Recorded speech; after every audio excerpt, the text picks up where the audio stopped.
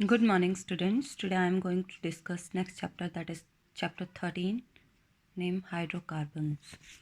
आज हम last chapter करने जा रहे हैं हाइड्रोकार्बन का first part, that is alkane. Alkane जिसमें सिंगल बॉन्ड हो, सैचुरेटेड हाइड्रोकार्बन को एल्केन बोलते हैं। Ethane, propane, butane, pentane. ठीक है। टाइप्स ऑफ हाइड्रोकार्बन आपको मैंने प्राइमरी बता दिया है कौन से होते हैं। जो सिर्फ एक कार्बन से जुड़े हो वो प्राइमरी, जो 2 से जुड़े हों वो सेकेंडरी, जो 3 से जुड़े हों टर्शी, जो 4 से जुड़े हों वो क्वाटनरी। सेकेंडरी कार्बन पे कोई फंक्शनल ग्रुप लगता है तो उसको हम बोलते हैं आइसोप्रोपाइल। स्ट्रेट चेन को बोलते हैं हम एन नॉर्मल। ठीक है जी। उसके बाद मैंने आपको स्ट्रक्चरल आइसोमेरिज्म करवा दिए। चेन आइसोमेरिज्म क्या होता है, पोजीशन, फंक्शनल आइसोमेरिज्म, तो वो एल्केन में आपने कर लिया। एल्केन, एल्कीन, एल्काइन तीनों में आपने वो फंक्शनल आइसोमेरिज्म किया है। अब इसका मेन पार्ट स्टार्ट होता है what is conformations of alkane. What is conformation? Conformation क्या होती है? The different relative spatial arrangement. कैसा? The different relative special arrangement which arise because of rotation around the single bond are called conformation or rotation, isomer और rotomers। Carbon carbon single bond को एक को still रख रहे हैं, दूसरे carbon को हम घुमा रहे हैं। फॉर एग्जाम्पल ये पेन है मेरे पास, एक कोना इसका एक कार्बन है, दूसरा कोना इसका दूसरा कार्बन है, बीच में सिंगल बॉन्ड है।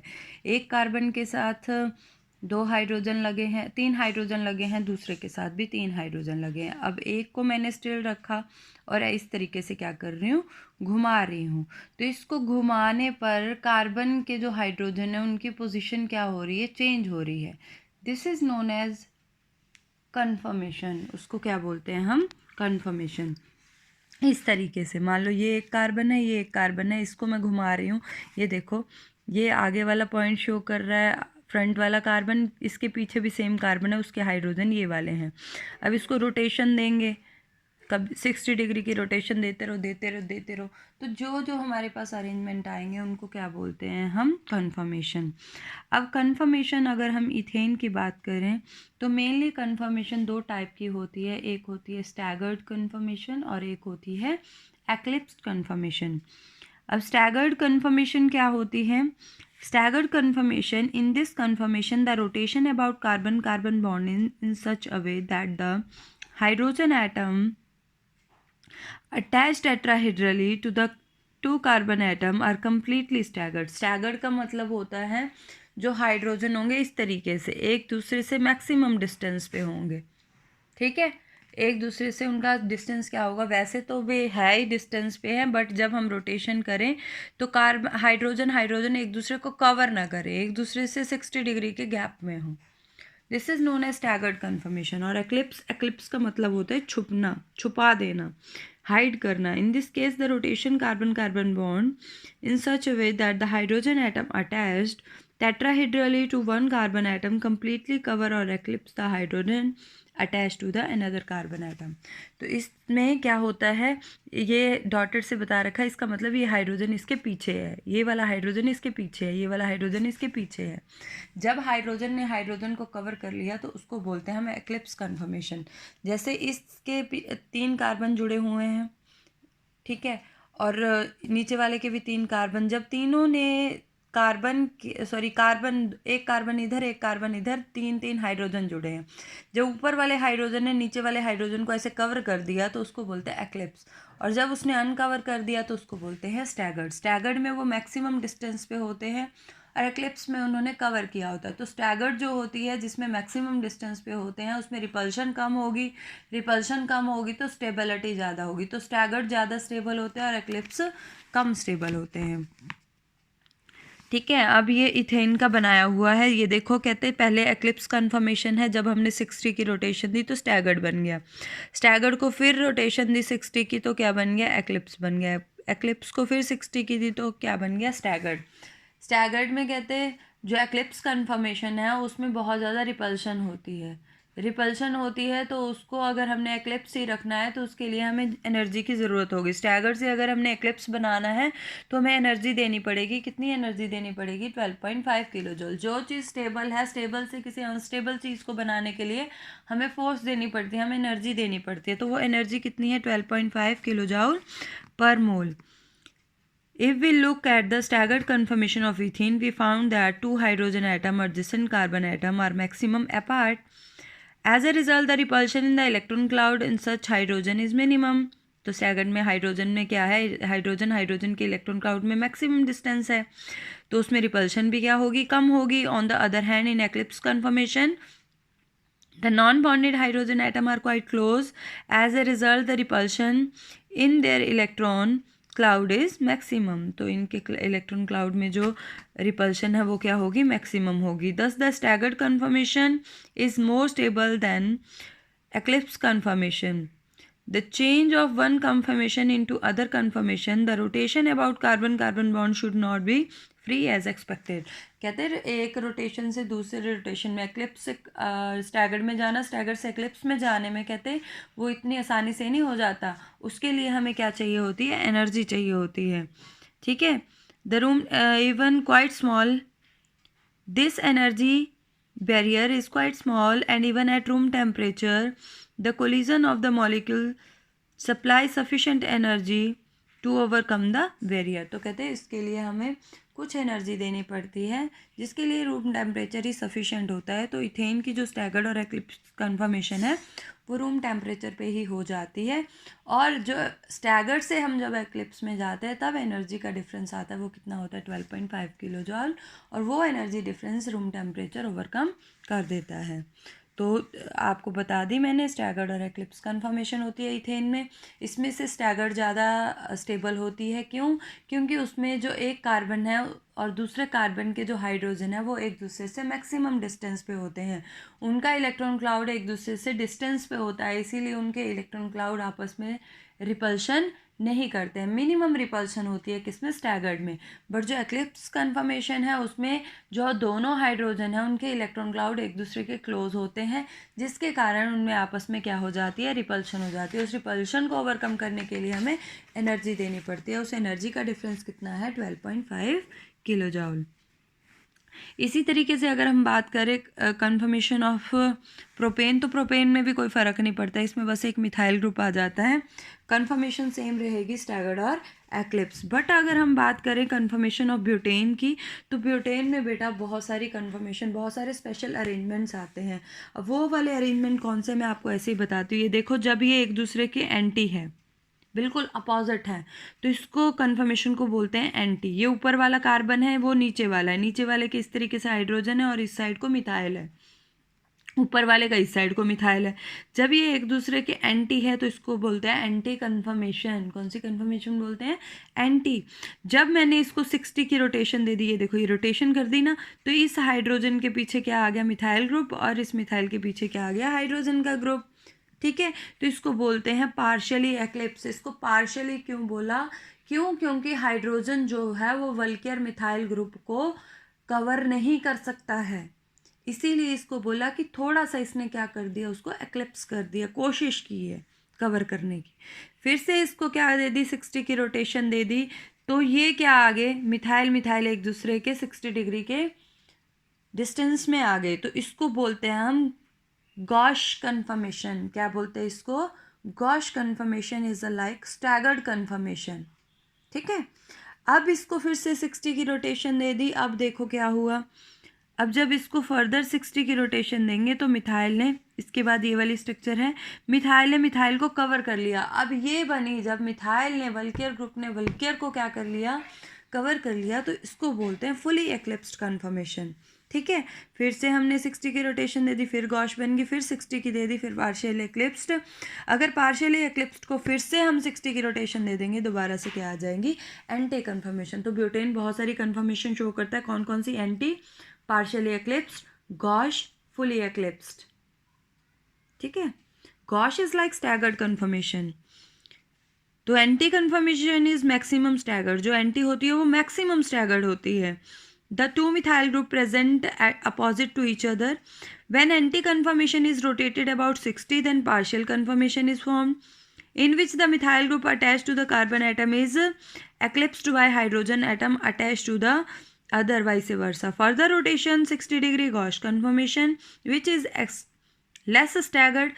Anti सबसे ज़्यादा staggered, जो Gauss है वो कम staggered है. Then the conformation, because of dihedral angle between methyl group is 60 degree. In the same form, Gauche conformation changes into fully eclipsed conformation, which is more eclipsed than the conformation mentioned earlier. तो इस तरीके से अब मैं आपको यहाँ से clear करती हूँ इस वाले डायग्राम से. देखो यहाँ पे क्या है, यहाँ पे क्या है एंटी, यहाँ पे 0 पे क्या है एंटी, जब कोई रोटेशन नहीं है. हमने 60 की रोटेशन दी, क्या बना पार्शियली एक्लिप्स्ड. अब एक्लिप्स बनाने के लिए आपको पता है जब इलेक्ट्रॉन क्लाउड क्लोज आता है तो रिपल्शन ज़्यादा होती है. रिपल्शन ज़्यादा होगी तो रिपल्शन को ओवरकम करने के लिए हमें एनर्जी देनी पड़ रही है. कितनी एनर्जी देनी पड़ रही है 14.2.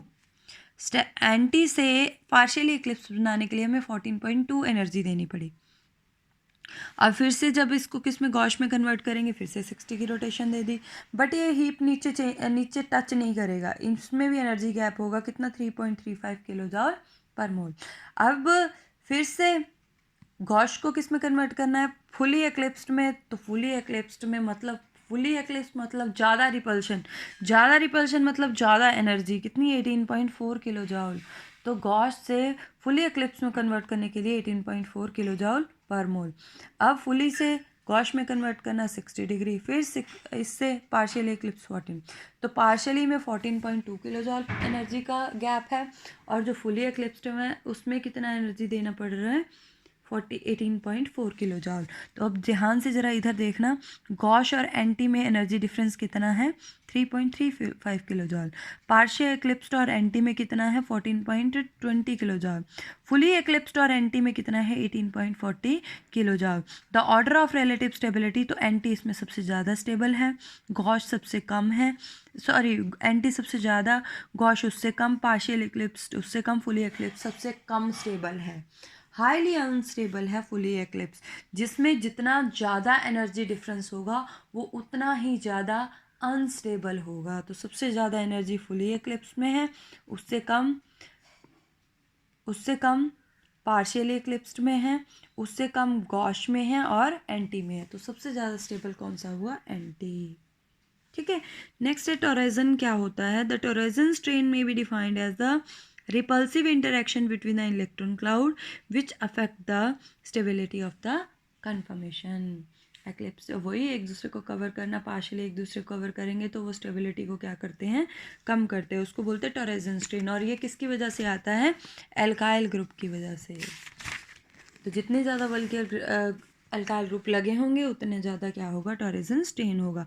नाउ है methods of preparation of alkene. Alkene कैसे बना सकते हैं हम, इथेन कैसे बना सकते हैं. तो सबसे पहले हम एल्कीन से बनाते हैं. अगर हम इथीन की हाइड्रोजनेशन कर दें निकल प्लैटिनम की प्रेजेंस में, तो एक हाइड्रोजन इधर चला जाएगा, एक हाइड्रोजन इधर, डबल से बॉन्ड क्या हो जाएगा सिंगल. इसी तरीके से हर एक में आप कैटलिस्ट डाल के जहाँ पे भी डबल बॉन्ड होगा उसके अराउंड क्या हो जाएगी हाइड्रोजन की एडिशन हो जाएगी, डबल सिंगल में कन्वर्ट हो जाएगा. ठीक है जी. अब नेक्स्ट है preparation from alkyl halide. Votes reaction very very important reaction. इसमें ये आपने आर वाली रिएक्शन नहीं करनी, ये वाली करनी है. देखो मिथाइल ब्रोमाइड ले लिया, उसमें 2 सोडियम डाले, एक मिथाइल ब्रोमाइड इधर, एक मिथाइल ब्रोमाइड इधर. अभी सोडियम मेटल काम क्या करती है, इसके ब्रोमीन और इसके ब्रोमीन को खींच लेती है और इन दोनों को आपस में जोड़ देती है. किसकी प्रेजेंस में ड्राई ईथर. ये मिथाइल के साथ जुड़ गया, बीच में से ये क्या ले गई 2NaBr बाहर हो गए. इसी तरीके से आयोडाइड में 2Na डाला तो ये I को ले गया, C2H5 को इसमें कन्वर्ट कर दिया. तो ये आपको इंटर कन्वर्जन भी आ सकती है, आपको ऐसे भी आ सकता है how will you convert ethyl iodide into butane. ठीक है. तो इसको उसमें आप वुड्स रिएक्शन लगाओगे. तो इसको ध्यान से करना है, अच्छे से समझ के करना है. तो जितनी भी रिएक्शन आपकी बुक में दे रखी है इसको अच्छे से पढ़ना है. बट जब पेपर में रिएक्शन आए तो वुड्स रिएक्शन आपने सिर्फ एक करनी है, ये सारी की सारी नहीं करनी है. समझ गए. आपको आगे पेपर में वुड्स रिएक्शन लिखो, तो वुड्स रिएक्शन में आपने कोई भी रिएक्शन लिख दो, चाहे ये वाली लिख दो ethyl bromide plus 2Na plus methyl bromide dry ether, ethane बन गया 2NaBr. बस ये रिएक्शन हो गई. कोई भी इनमें से एक रिएक्शन कर लो, ये सारी की सारी क्या है वुड्स रिएक्शन है. नेक्स्ट है बेटा बाय कोरी हाउस सिंथेसिस. कोरी हाउस सिंथेसिस में आपने ये जनरल रिएक्शन नहीं करनी, ये वाली रिएक्शन करनी है. CH3 ट्वाइस CHCl, इसमें लिथियम और कॉपर आयोडाइड डाला, ठीक है, तो इसका ये ट्वाइस हो गया, कॉपर लिथियम जुड़ गया, फिर से इसमें ये डाला तो इसमें ये बन गया प्रोडक्ट। इसको रिएक्शन को एज इट इज़ आप याद कर लो, जब कभी स्कूल लगेंगे तो मैं आपको क्लास में इसको अच्छे से समझाऊंगी, क्योंकि अभी यहाँ पे समझाना थोड़ा सा डिफिकल्ट हो रहा है, तो इसको क्लास में समझाऊंगी, इसको आप एज इट इज़ याद कर लो। ठीक है, नेक्स्ट है with the hydrogen in the presence of catalyst. अगर हम हाइड्रोजनेशन कर देंगे प्लेटिनम निकल तो क्या होगा, एक एच को ले जाएगा, एक एच यहाँ ऐड हो जाएगा, C2H5 है, C2H6 हो जाएगा, Br को एक एच ले जाएगा। ठीक है, आयोडीन के साथ भी सेम ऐसा ही प्रोसेस होगा। नेक्स्ट है very very important reaction, that is Clemmensen's reduction.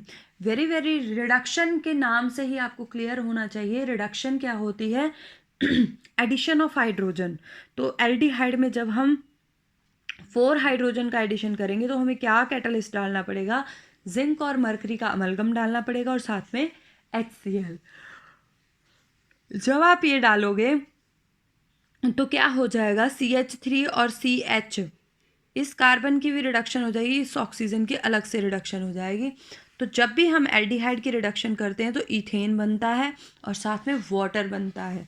इसी तरीके से अगर हम प्रोपेनोन में रिडक्शन करते हैं तो क्या बनता है, प्रोपेन बनता है प्लस क्या बनता है, साथ में वाटर बनता है। तो जहाँ पे भी एक ऑक्सीजन होगा तो वहाँ पे एक वाटर मॉलिक्यूल, और जितने कार्बन होंगे सभी कार्बन की हाइड्रोजन की बैलेंसी आपने पूरी कर देनी है, उतने ही एल्केन बन जाएंगे। Next very very important reaction, Wolff Kishner reduction.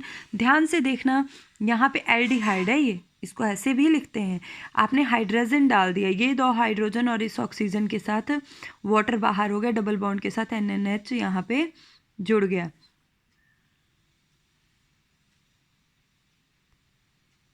ठीक है, पोटाशियम हाइड्रोक्साइड डाल के बॉयल किया तो क्या बन गया, इथेन प्लस N2। तो रिडक्शन में आपने क्या करना है, वॉल्फ किश्नर रिडक्शन। रिडक्शन यहाँ पे भी हाइड्रोजन का एडिशन हो रहा है, ये रिमूव किया, ये जुड़ गया, उसके बाद KOH के साथ बॉयल किया, क्या हो गया, इस कार्बन की रिडक्शन होगी CH2 और ये N2 बाहर हो गया एज इट इज़। ठीक है, नेक्स्ट है डीकार्बोक्सिलेशन रिएक्शन, ये आपने 10th में की हुई है। जब हम सोडियम एसीटेट में बेस डालते हैं, sodium hydroxide in the presence of calcium oxide, और 630 केल्विन टेम्परेचर देते हैं तो मीथेन बनता है और सोडियम कार्बोनेट बनता है। आपने जब भी आपको रिएक्शन आएगी एक रिएक्शन करनी है, चाहे ऊपर वाली याद कर लो चाहे नीचे वाली, इनमें से कोई भी एक करनी है, बस R वाली कोई भी रिएक्शन नहीं करनी, R वाली जनरल रिएक्शंस होती हैं। ठीक है, तो यह है डीकार्बोक्सिलेशन रिएक्शन। नेक्स्ट है calls electrolysis, very very important reaction. इसमें आप बस ये वाली एक रिएक्शन याद कर लो, इसमें हम सोडियम एसीटेट में वाटर डालते हैं, 2 वाटर मॉलिक्यूल इलेक्ट्रोलाइज करते हैं, इथेन बनता है, 2NaOH बनता है, H2 बनता है और साथ में कार्बन डाइऑक्साइड बनता है। नेक्स्ट है properties of alkane. Alkane single bond होता है, हायर मेंबर जो होते हैं फैमिली के वैक्सी सॉलिड होते हैं, लोअर मेंबर क्या होते हैं, गैशियस भी हो सकते हैं, कलरलेस एट रूम टेम्परेचर, और उससे हायर वाले लिक्विड होंगे, सबसे ज़्यादा हायर वाले क्या होंगे, वैक्सी सॉलिड होंगे। नेक्स्ट है बॉइलिंग पॉइंट, जैसे जैसे मॉलिक्यूलर मास बढ़ता जाएगा वैसे वैसे बॉइलिंग पॉइंट बढ़ता जाएगा। मेल्टिंग पॉइंट भी मॉलिक्यूलर मास से ही रिलेटेड है, जितना ज़्यादा मॉलिक्यूलर मास होगा उतना ज़्यादा ही क्या होगा, मेल्टिंग पॉइंट होगा। सॉल्युबिलिटी, नॉन पोलर होते हैं, वाटर में इंसॉल्युबल होते हैं। Density, higher member highly dense होते हैं, लोअर मेंबर कम डेंसिटी वाले होते हैं। नेक्स्ट है केमिकल प्रॉपर्टी।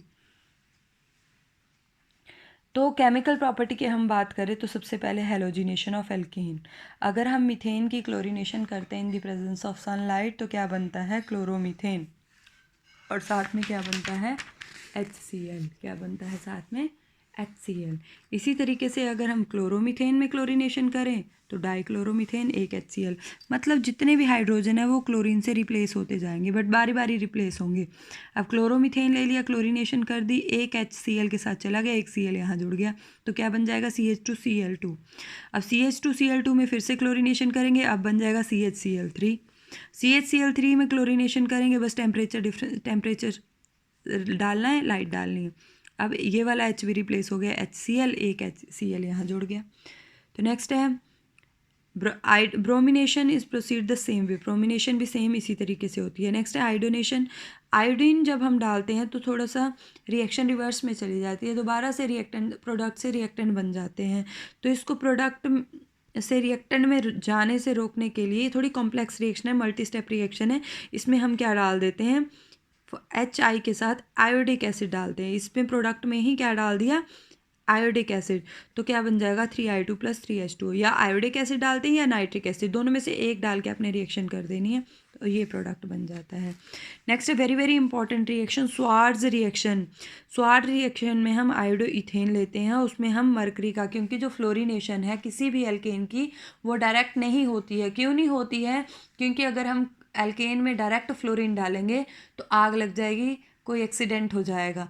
ठीक है, हाईली एक्सोथर्मिक रिएक्शन होती है। तो जब भी हमने फ्लोरिनेशन करवानी है तो पहले तो फ्लोरीन का कोई सॉल्ट लेना है, उसको किसी हेलो एल्केन में जिसमें पहले से हेलोजन जुड़ा हो उसमें डालना है। तो इसमें आयोडोइथेन में हमने मर्क्यूरिक फ्लोराइड डाल दिया, तो क्या बन गया, फ्लोरीन यहाँ जुड़ गया और आयोडीन को कौन ले गया, मरकरी। ठीक है, तो ये थी स्वार्ट्ज रिएक्शन। नेक्स्ट है नाइट्रेशन। अगर हम इथेन में HNO3 डालते हैं 773 केल्विन टेम्परेचर में, तो इथेन के साथ नाइट्रो ग्रुप जुड़ जाता है और मिथाइल नाइट्रेशन हो जाती है। ठीक है जी। नेक्स्ट है, तो ये आपने कुछ भी नहीं करना है, ये देख लो, इनकम्प्लीट कंबस्टन, मीथेन की इनकम्प्लीट कंबस्टन कार्बन मोनोऑक्साइड। ठीक है, और कंप्लीट कंबस्टन करेंगे तो कार्बन डाइऑक्साइड बनेगा, वाटर वेपर बनेंगे। नेक्स्ट आइसोमेरिज्म क्या होता है, formula same but structure different ही। अपने 10th में आइसोमर्स किए हैं तो एल्केन के आइसोमर आप ड्रॉ कर सकते हो। एरोमेटाइजेशन क्या होती है, सिंपल हेक्सेन लिया, उसको जब आप हीट करते हो उसमें से 2 हाइड्रोजन निकल गए तो चेन बन गई, फिर से आपने हीट किया 3 H2 मॉलिक्यूल निकले तो क्या बन गया, बेंजीन रिंग बन गई। This is known as aromatization. और इस तरीके का हो तो यहाँ पे बॉन्ड बन जाएगा, पहले क्या बनेगा, एक नीचे भी है CH2, तो यहाँ पे भी CH2 आएगा, फिर से इसको हीट किया तो टॉल्यूएन बन जाएगा। नेक्स्ट है वेरी वेरी इंपॉर्टेंट रिएक्शन, अगर हम मीथेन को स्टीम के साथ हीट करते हैं, निकल कैटलिस्ट टेम्परेचर देते हैं, कार्बन मोनोऑक्साइड बनती है। नेक्स्ट है पायरोलिसिस। अगर हम डेकेन लेते हैं, डेकेन मतलब 10 कार्बन एटम की चेन को 770 केल्विन टेम्परेचर देते हैं, तो देखो साथ में क्या क्या बन रहा है, ऑक्टेन के साथ इथेन, हेप्टेन के साथ, देखो डेक के बाद नन नहीं आया, ऑक्ट आ गया, ऑक्ट के साथ इथेन, ऑक्ट के बाद हेप्ट के साथ प्रोपेन, हेक्स के साथ ब्यूटेन, पेंटेन के साथ पेंटीन, ब्यूटेन के साथ हेक्सीन।